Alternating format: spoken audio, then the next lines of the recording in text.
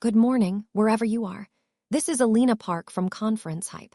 Our segment will focus on risk-guided screening for atrial fibrillation using electronic health records from the 2026 July 28 edition of Circulation.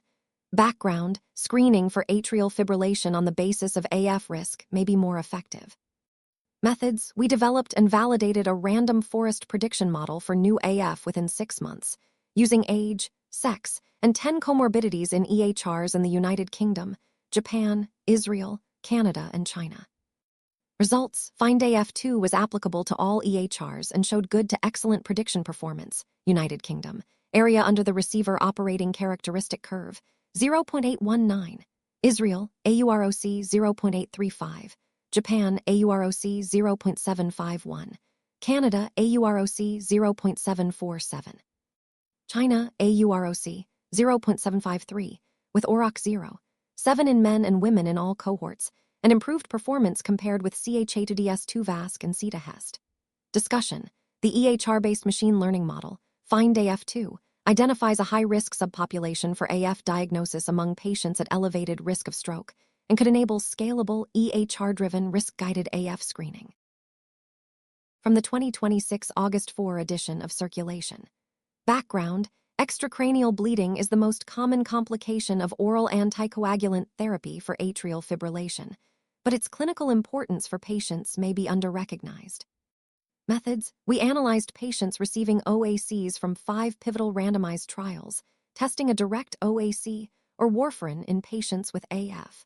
COMBINE-FA collaboration between multiple institutions to better investigate non-vitamin K antagonist oral anticoagulant use in atrial fibrillation. Results: of 73,737 patients treated with OACs, 10,634 experienced clinically relevant extracranial bleeding over a mean follow-up of 705 days. Discussion: extracranial clinically relevant bleeding is common among patients with AF treated with OACs and may more accurately reflect the overall burden of bleeding than major bleeding alone. From the 2026 August 4 edition of Circulation. Background: myocardial ischemia-reperfusion injury compromises therapeutic effects of revascularization and leads to functional impairment and exacerbation of structural damage in the heart. Methods: we here systematically analyze the murine-MIR model database to screen the potentially protective lysosome-localized proteins against MIR injury. Results: LAPTM4A stood out as a significant protective lysosome-localized protein from the screening. Discussion: our findings screened out and validated that LAPTM4A is a lysosome-localized protein exerting protective effects against MIR injury by facilitating autophagic flux. From the 2026 August 4 edition of Circulation. Background: the UK Biobank imaging study, with its dedicated cardiovascular magnetic resonance substudy, has redefined the scale and scope of cardiovascular research, generating high-quality imaging in 100 participants with linkage to rich genetic, demographic, lifestyle, and clinical data.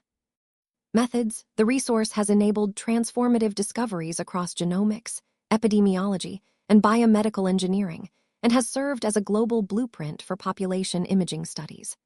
Results: its success has been accelerated by an equitable data access model that fosters international collaboration. Discussion: this article provides an overview of the UK Biobank and its cardiovascular magnetic resonance substudy, systematically reviews publications to date, discusses limitations and methodological considerations, and highlights future directions.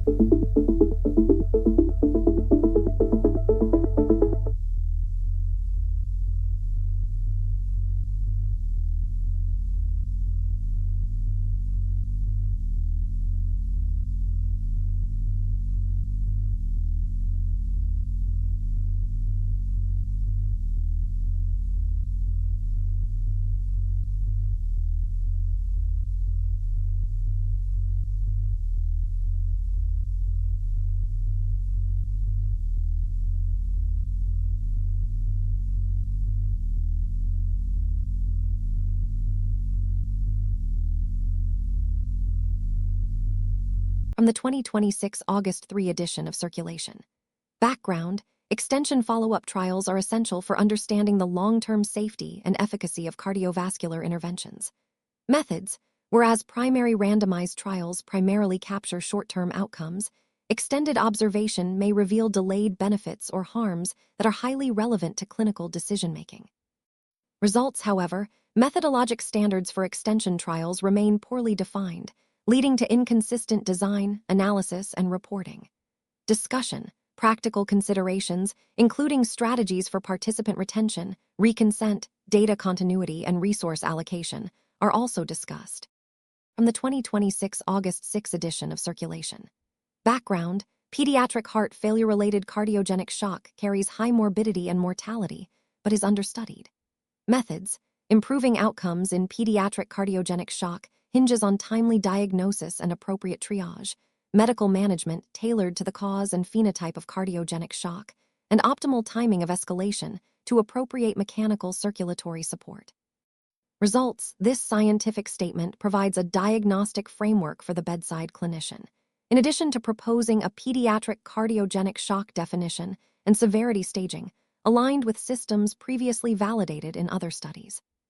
Discussion: last, it identifies future directions for the field, including educational interventions for the frontline clinicians seeing these patients, studying the role of a multidisciplinary shock team, evaluating the prognostic and clinical relevance of known and novel biomarkers, and leveraging all these to develop clinical decision tools or algorithms to guide nuanced management of these patients. From the 2026 August 4 edition of Circulation. Background: atherosclerosis is the primary underlying cause of coronary artery disease. Methods: control mice and VSMC-restricted LMOD1 knockout mice were subjected to various atherogenic regimens. Results: a lethal neonatal visceral myopathy occurred in LMOD1 SMKO mice using Mi-11-Cre-ERT2, prohibiting further investigation. Discussion: under atherogenic conditions, LMOD1 SMKO mice present with rapid-onset coronary atherosclerosis. From the 2026 August 4 edition of Circulation. Background: left ventricular hypertrabulation, formerly termed LV noncompaction, is a heterogeneous myocardial entity linked to adverse cardiovascular outcomes. Methods: clinical data from 1160 patients with DCM evaluated by cardiac magnetic resonance imaging and genetic testing were collected from 22 international centers. Results: LV hypertrabulation was identified in 354 patients by fractal analysis and in 343 according to Peterson criteria, with good concordance. Discussion: although LV hypertrabulation is common in DCM, it is not associated with worse outcomes and should not prompt differential clinical management.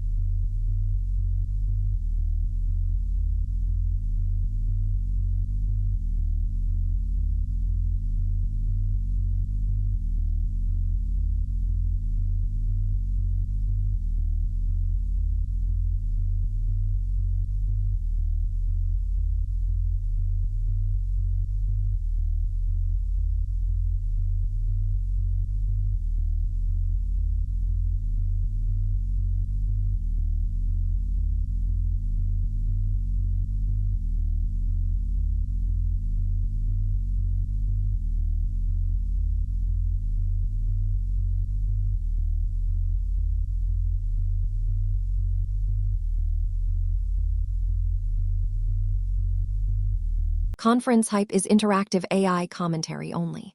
It is not reporting, journalism, medical education, clinical guidance, scientific validation, legal advice, or financial advice. ConferenceHype is independent and is not affiliated with conference organizers, presenters, sponsors, or exhibitors. From the 2026 July 28 edition of Circulation. Background: data on the prognostic value of incidental coronary artery, calcium from non-gated chest, computed tomography scans are limited. Methods: between April 2010 and December 2011, a total of 2601 participants underwent same-day gated and non-gated chest computed tomography scans. Results: among the 2472 participants, 53% were female, 38% white, 13% Chinese, 26% Black, and 23% Hispanic Latino. Discussion: non-gated CAC predicts cardiovascular events with performance comparable to gated CAC. From the 2026 July 28 edition of Circulation. Background: cardiovascular diseases, particularly stroke, are leading causes of dementia.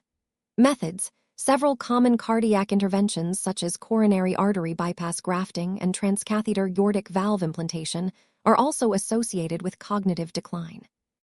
Results: several common cardiac interventions such as coronary artery bypass grafting and transcatheter aortic valve implantation are also associated with cognitive decline. Discussion: we hope that the proposed composite outcome and multiple use cases presented spark progress in cardiovascular research toward more inclusive approaches to the study of cognitive outcomes that move beyond the confines of cognitive tests alone. From the 2026 August 4 edition of Circulation. Background: chronic transplant arteriosclerosis is the primary cause of long-term graft failure.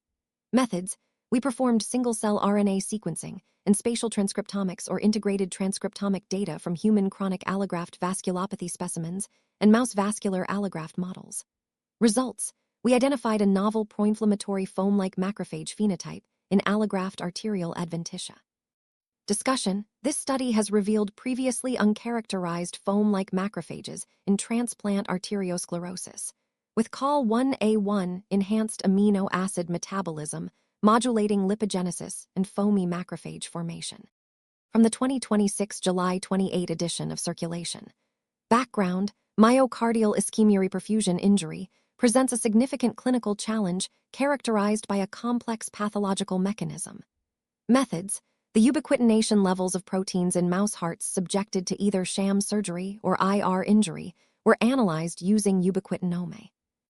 Results: ubiquitinome analysis revealed that protein ubiquitination exacerbates endothelial dysfunction after myocardial IR injury.